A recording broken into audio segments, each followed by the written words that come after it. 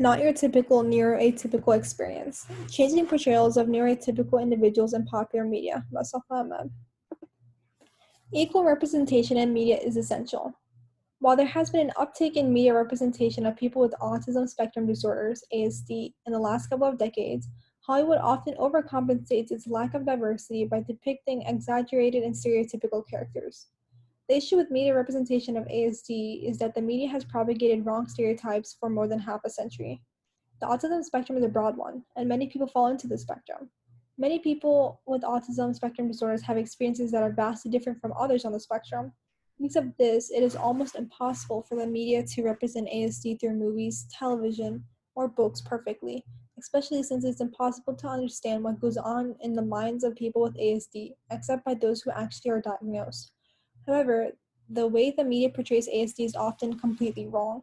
The purpose of this research was to focus on the changing depictions of ASD in popular media throughout the decades to study how the changes have propagated different stereotypes. This is a summary of the harmful tropes over the decades. I'm going to be touching on each one in this presentation. What is ASD? ASD is characterized by three criteria. The first criterion is that the child displays deficits in social communication. These impairments make it difficult for people with autism to learn by observation. Additionally, individuals have mind blindness. They have an inability to realize that other people have their own unique points of view about the world, and they can't put themselves into someone else's shoes. The second criterion of autism includes restrictive, repetitive patterns of behavior or interests. This can manifest in four different ways, though the child only has to display two. These include 1. Repetitive speech, motor movements, or use of objects. 2. Excessive adherence to routines and excessive resistance to change. 3. Highly restricted fixed interests that are normal in intensity or focus. And 4. Hyper or hyporeactivity to sensory input or unusual interest in sensory aspects of the environment. The third and last criterion is that these symptoms have to be present in early childhood. ASD is one of the fastest growing developmental disorders as of right now. The CDC estimates that every 1 in 68 children have ASD. And it's important to note that ASD is an umbrella term that now includes Asperger's, which is a social disorder. The main difference is that children with Asperger's do not have a speech delay. They often have good language skills, but they may not understand the subtleties of language, such as irony and humor. They also don't have a clinically significant cognitive delay and may possess average to above average intelligence. The 1950s to 1960s. In the 1940s, psychologist Leo Kanner came up with the term refrigerator mother. The purpose of this term was to describe the mothers of children with autism. He believed that the children had autism because the mother was so cold and uncaring towards the children. Kids with autism were seen as emotionally disturbed, temperamental, and traumatized. It was thought that a loving adult would fix the condition. The movies and television shows from the 50s and 60s were influenced by Kramer. As a result, the general public watching these movies and shows were given the false information, resulting in the creation and propagation of harmful stereotypes. The movie A Child is Waiting is an example of this. Judy Garland works as a therapist, and she eventually comes across 12-year-old Ruben, who has symptoms typical of someone with ASD. She believes that he would be cured if he was able to live in a loving home with married parents. She thinks that his symptoms are brought on by the fact that his parents are divorced. The 1980s. The most popular portrayal of people with autism is as magical savants, which started in the 1980s. These characters often have something close to supernatural abilities due to their diagnosis that elevates them from having a disorder that affects them negatively, such as seen in the 50s and 60s, to having a disorder that actually makes them special and more interesting than the average person. This syndrome is sometimes mentioned, but it's more often merely implied. Savant syndrome is a condition in which a person with less than average intelligence levels has certain abilities beyond what is normal for even a typical, average intelligent person. While this syndrome is a real diagnosis, it's incredibly rare. Only about 10% of people with autism have it. Probably the most well-known autistic character is Dustin Hoffman's Raymond in Rain Man. According to psychiatrist Dr. Daryl Treffert, Rain Man was the best thing that ever happened to autism because of the sensational awareness that Rain Man brought to the national and international screen. In the movie, although Raymond has severe social and cognitive impairments, he exhibits savant characteristics as well. He has a photographic memory and is able to memorize part of a telephone book. He's able to memorize most of a telephone book after reading it in the course of one night. He's also great with numbers and is able to use his skill to win upwards of $85,000 at a Las Vegas casino by counting cards. And this movie had a lot of pros. In addition to winning 4 Oscars, it was also the US's highest grossing movie of the year. According to screenwriter Barry Morrell, after the movie was released, the floodgates opened in terms of medical research and funding. The rates of prevalence of ASD rose dramatically afterwards, and a 2019 study identified 1988 as a global change point year for autism. The movie's release and consequential success coincided with changes in diagnostic criteria and early infant screening. The movie has been heavily criticized by people with autism, though.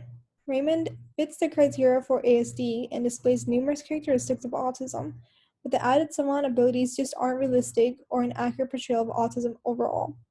Savant syndrome is already extremely uncommon, but people with skills like Raymond's are exceedingly rare.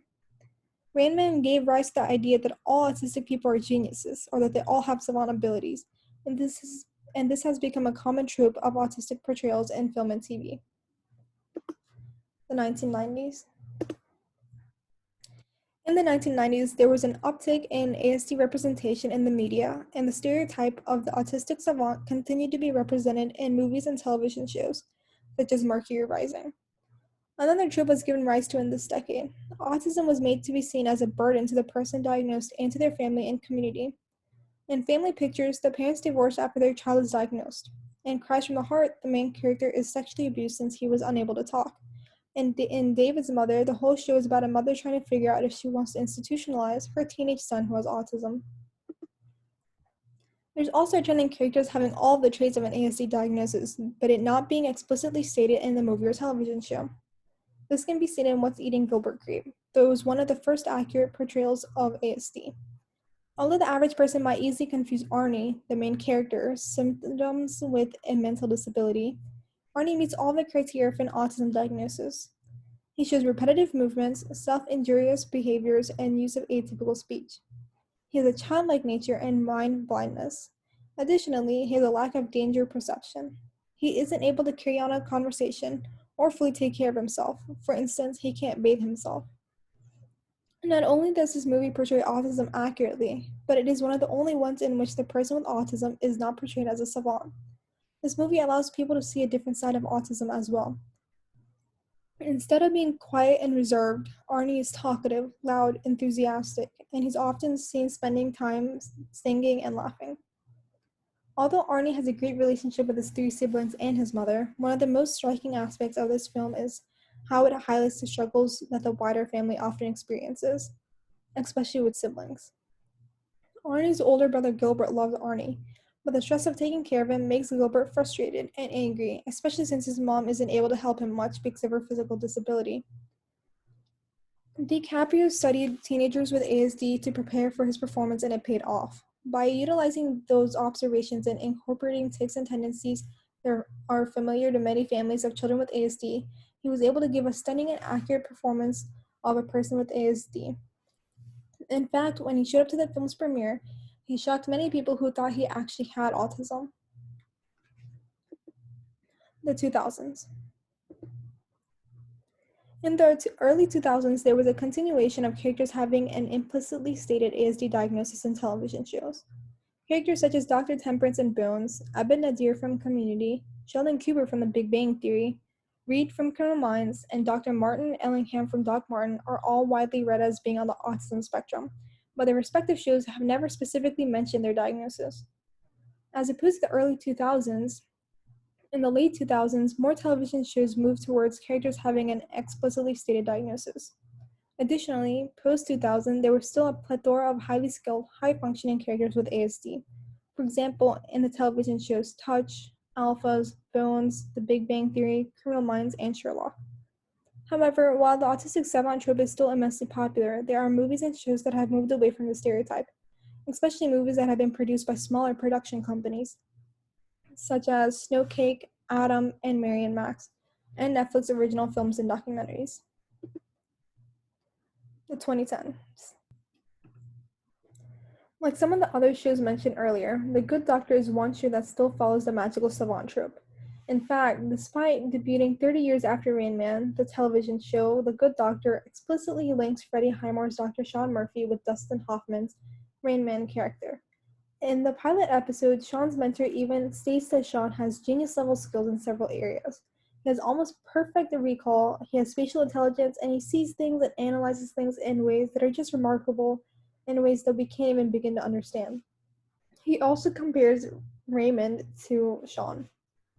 Upon watching the trailer, critic Daniel Feenberg noted that he was weary, as we've had decades of eccentric, socially awkward procedural heroes whose place on the autistic spectrum was left unspoken. So this trailer feels both kind of progressive and really dated.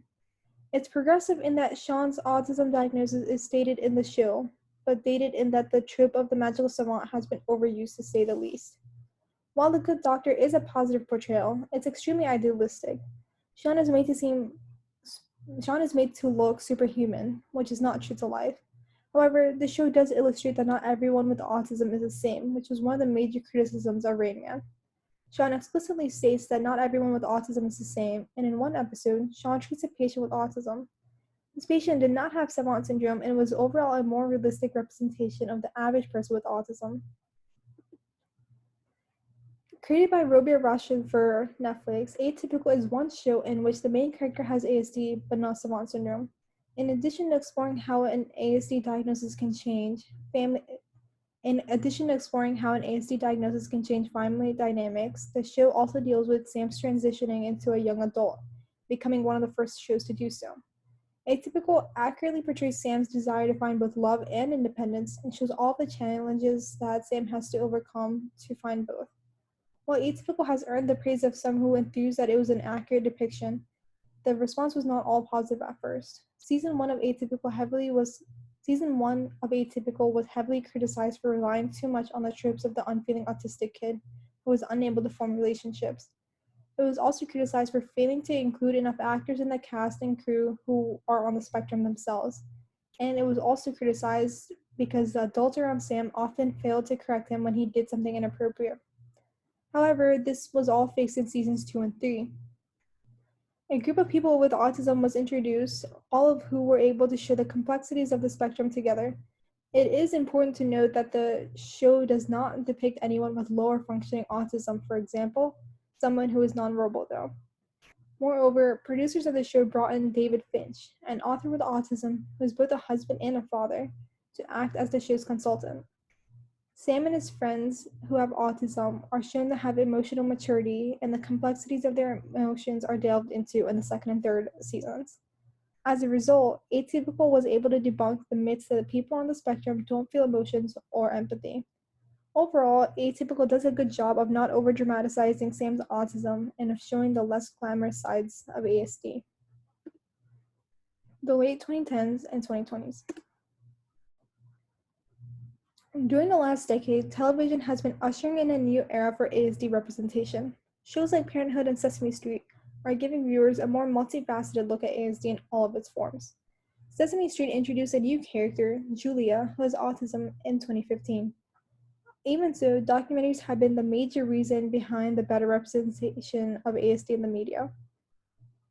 Each documentary that has been created about a person with ASD provides a glimpse into the lives of those affected by the disorder, which helps to contribute to more awareness and understanding. Documentaries show viewers an accurate portrayal of ASD, as they follow real people with real diagnoses who are able to speak for themselves, and the documentaries are able to show all of the triumphs and struggles people with ASD face. Some of these documentaries include Autism in Love, Horseboy, Autism the Musical, and Love on the Spectrum. The biopic Temple Grandin has also been a lasting impact. This biopic shows the inside mind and thoughts of Dr. Grandin, one of the most notable persons with autism.